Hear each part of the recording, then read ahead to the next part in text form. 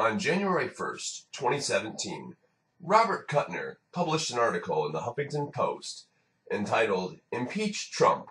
The Process Begins Now." In this article, he so glibly suggests that upon Trump's inauguration, he will not be able to help himself but screw up. So, liberals should take notes and begin a process of impeachment because he needs to be taken down as he is unfit in their eyes to be the president. Today is January 5th, 2017. I'm Matthew Brenner. Today we're going to look at this article by Robert Kuttner, who brought you such gems of articles like How ISIS and Trump Enable Each Other, or Why Liberals Have to Be Radicals. So, let's get to that article. Impeaching Trump. The process begins now. Donald Trump is wildly unfit to be president, and he will demonstrate that in ways that break the law and violate the Constitution. Since the election, there have been 3 wishful efforts to keep Trump from the presidency: a recount doomed by a lack of evidence, a futile campaign to flip Trump electors, and an even more improbable drive to get the Supreme Court to annul the 2016 election. These moves, indicative of magical thinking, make Trump's opposition look a lot weaker than it is, at a time when the stakes for the republic could not be higher.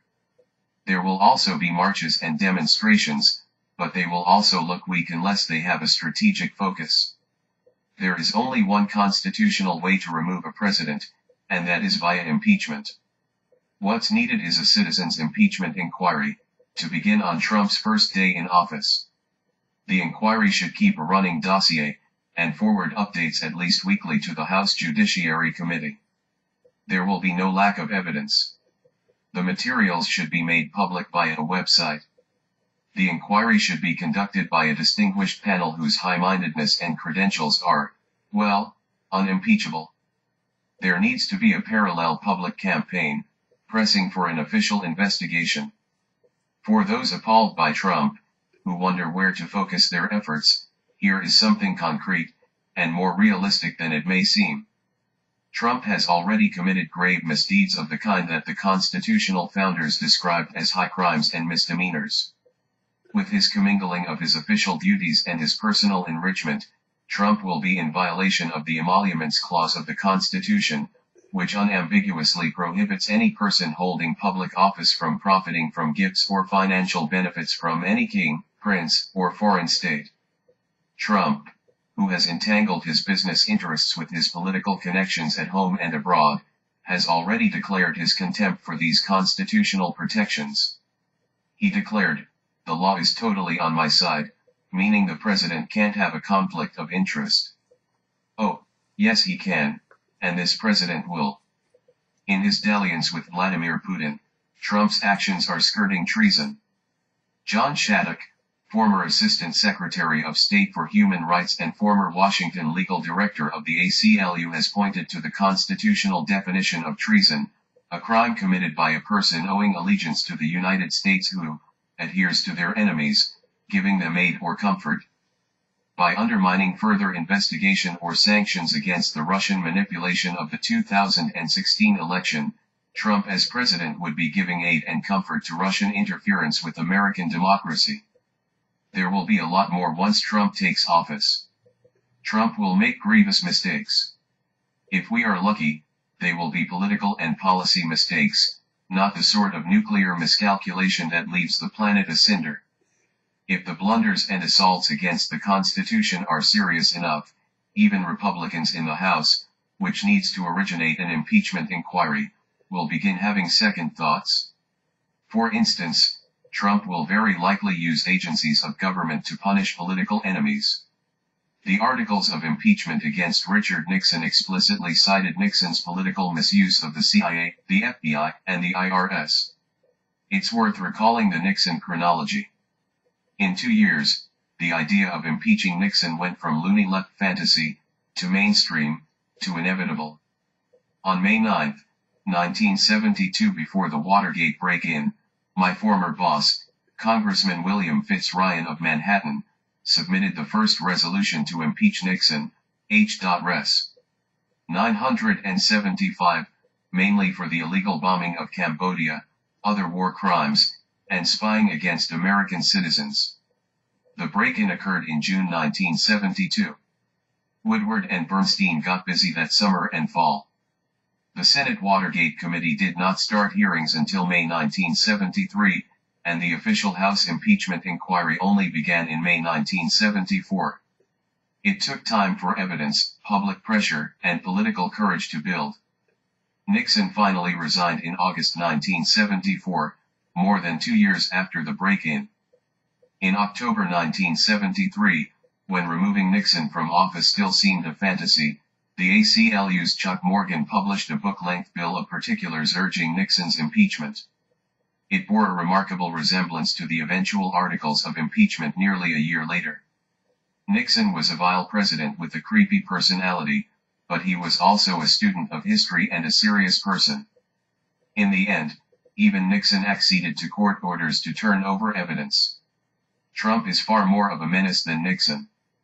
Trump will commit impeachable offenses. There is no way to contain him other than removing him from office, before the damage to our democracy is irrevocable.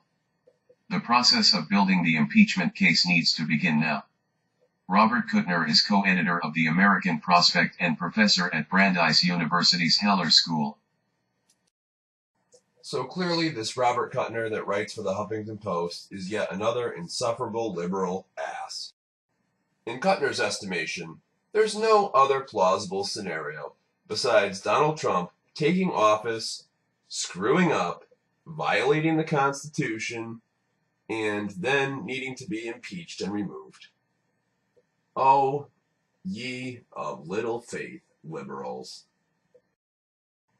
This, of course, brings me into my next obvious point. What about prior administrations and this one? What about the likes of Hillary Clinton and Barack Obama? Have they not done unconstitutional and treasonous things? Oh, I definitely think so.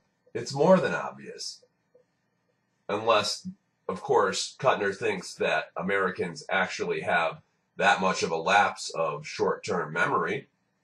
What about Hillary and the Clinton Foundation taking pay-for-play money and then providing services and favors to foreign governments? Barack Obama, a constitutional lawyer, doing so many things against the spirit of the Constitution.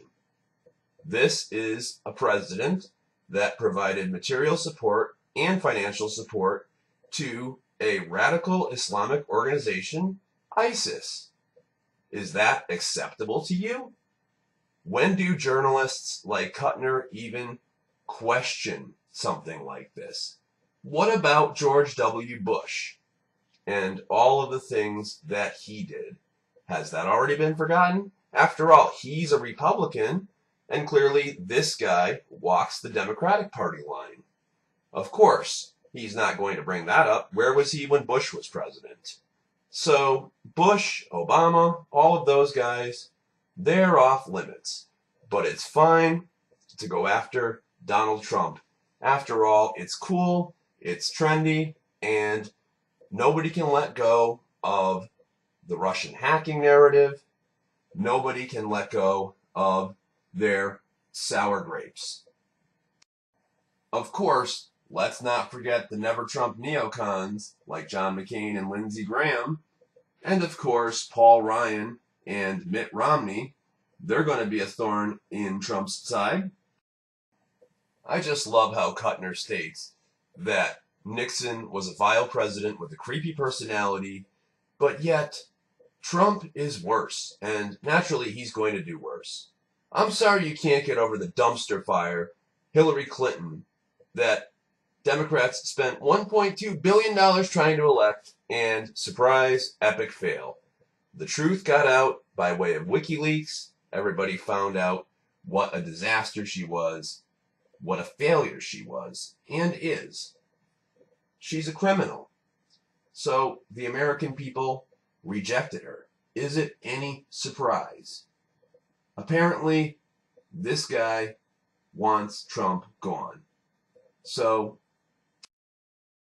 I guess I can't wait to see Kuttner's dismay when Trump gets into office and he has great success and he finishes out his 4-year term and hopefully is elected to another.